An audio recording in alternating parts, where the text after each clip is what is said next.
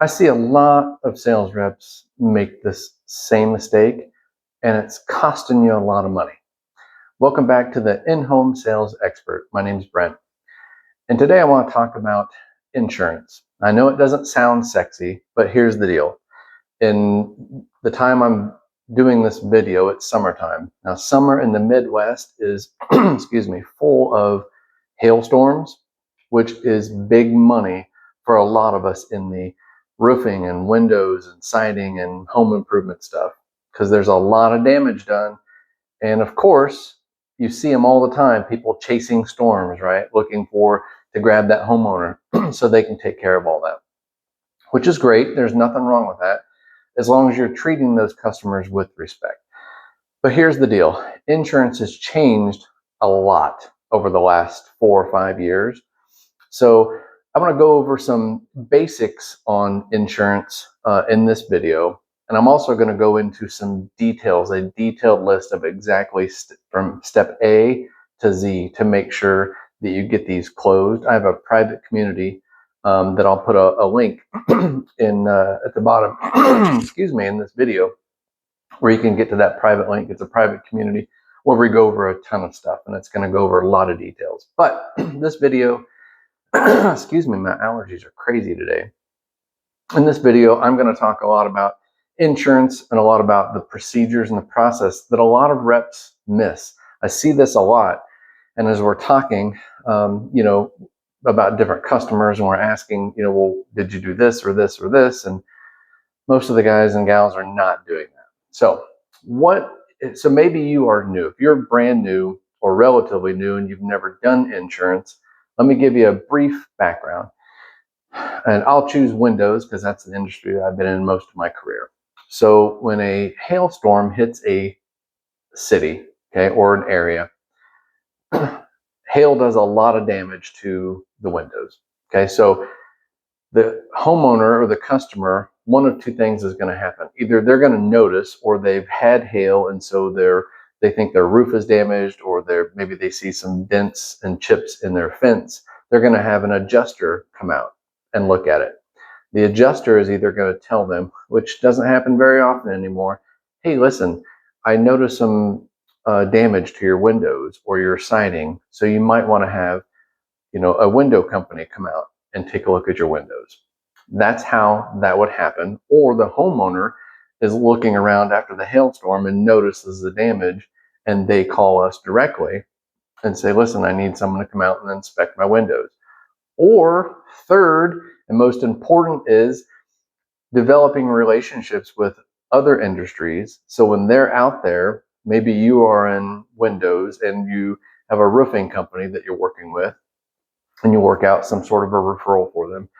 When they're at a house and they see that, hey, there's some window damage here, and they call you and get you out and get you involved in the claim. That's the 3 ways to basically do it. I'm sure there's a few others. But the system is set up where first of all, the homeowner has to file a claim, right? And the homeowner has to want to file the claim. A lot of times they don't want to mess with it.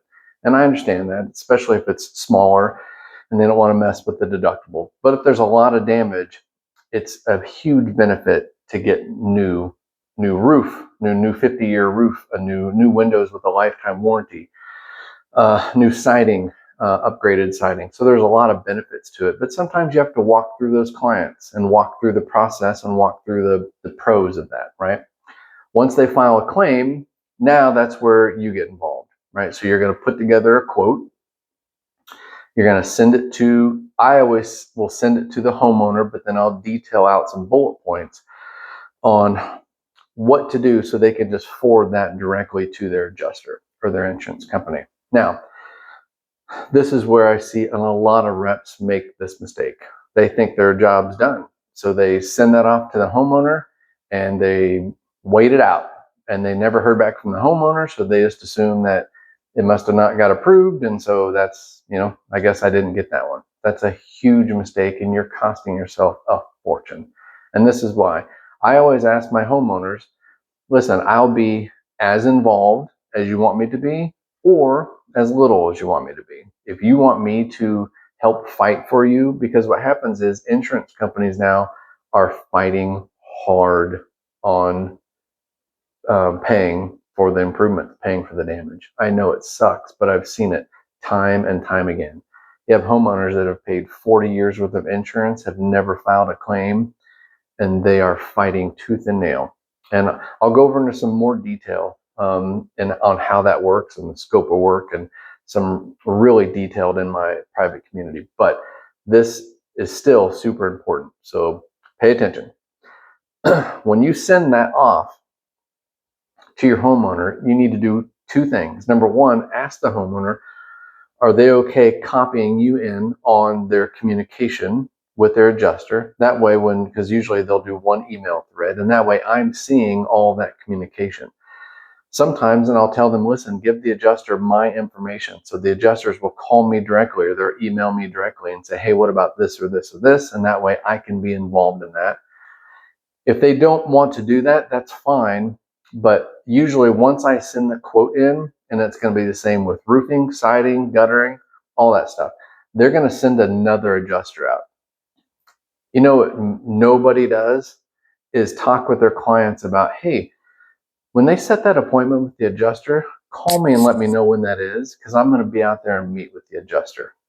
And adjusters, some hate that. Some like it and they're fine with it, and some know that I'm there to point out exactly what we saw and why it's damaged and why it needs to be approved. Especially field adjusters, there are some good ones and there are some complete asses, and it just, unfortunately, it's the luck of the draw. And as you're in your industry more and more, I mean, I know exactly the names, I know who they are, I know when I meet them, like, oh boy, here we go.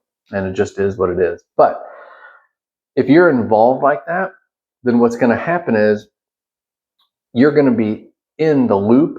And as soon as excuse me, as soon as questions come up, you're going to be right there to answer them, and you're going to move that along, and it's going to speed up the process.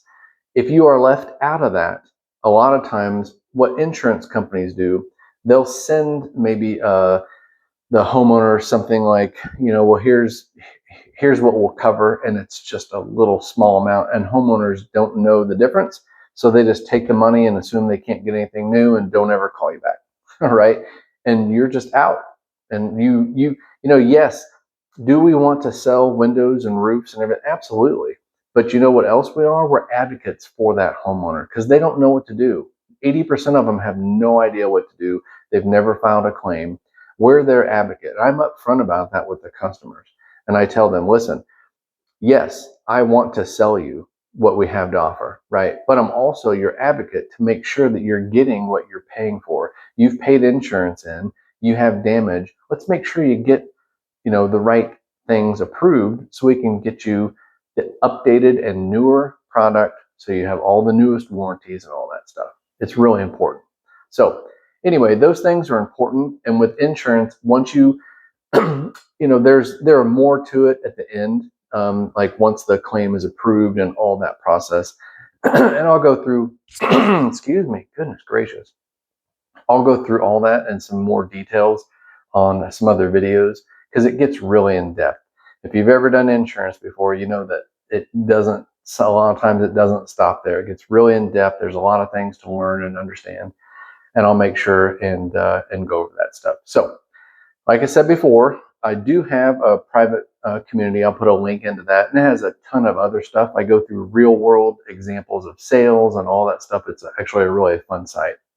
But also, if you're in in-home sales of any kind and you are looking to get better, then subscribe to this channel and let's get started.